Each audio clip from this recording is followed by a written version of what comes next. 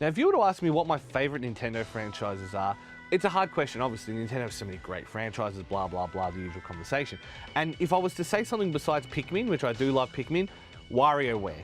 All of the Wario games as a general rule are pretty good. The Game Boy games, even through to the later Wario Land platformers and things like that have all been fantastic. But WarioWare has always been not only good, fun, like little mini games, perfect for the handheld platforms that they were born on, but also great showcases for the systems that they're on. So obviously when the DS came out, WarioWare Touched was one of the best games there. They had WarioWare Twisted previously where they had the gyroscope. So the game was always about, I guess, showing off the new capabilities of hardware and also having a bit of fun with it.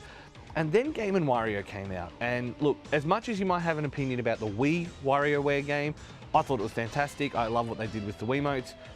Game & Wario sucked. It was awful. It took everything that we liked about the WarioWare series and turned it into this weird, I don't know, something else. And it wasn't great. So when they announced that they were doing WarioWare Gold, I was a little bit worried. But then they announced that there was going to be basically not only an anthology of the favorite mini games and characters that you're used to, but also kind of a new twist on that. It got me a lot more excited. And there are great things and bad things about this game, but as a general rule, it's better than it is worse. If you haven't played a WarioWare game, the basic premise is that you are tasked with doing specific mini games, and they usually follow a theme. So, for example, if you've got Dribble and Spitz who fly their space taxi, a lot of it tends to have aliens or monsters or something like that. If it's Mona, it's usually like pretty standard fare, like kind of day-to-day life. If it's 9 Volt and his kind of cohort, it's usually Nintendo classics. They've all got their own little things, and then it's complete the mini game for 5 seconds, and then it's the next one. 5 seconds, next one. 5 seconds, next one. And it was one of the first games to really do that kind of thing. That's what this game is. It's back to the classic way of playing Mario. And so the initial story has you doing different styles of the game on different methods of playing. So one is the standard old-fashioned mash, so using the D-pad or A.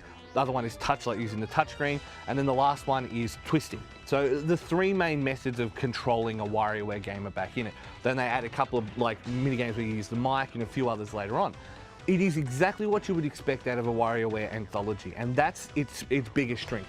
It's great fun to play. You can have a quick session, see how you go. You've got arcade times to beat, like you can just play a specific group of games that you enjoy and continue down that route. Probably the worst part about it is the fact that it's fully voice acted. Normally that's a great thing. Oh wow, it's a 3DS game that's fully voice acted.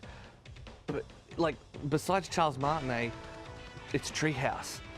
Like American Treehouse, like for all the things that Nintendo's been doing right lately, I really don't like their American translations, and a lot of the humor that they're going for, and I could probably see what originally was written in Japanese just doesn't translate into English, and they either change it to make it work, and it's a little bit kind of world's most comfortable pair of underwear.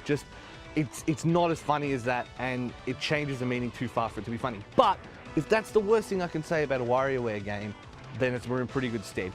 It's exactly what you expect out of it. The limitations of the hardware is probably interesting in the fact that it is a 3DS game, and obviously some of the mini games actually have you putting Switch controllers back in and stuff, so it's a little bit tongue-in-cheek about that.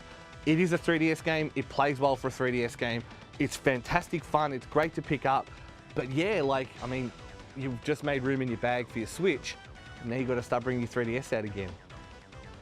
Otherwise, very good game.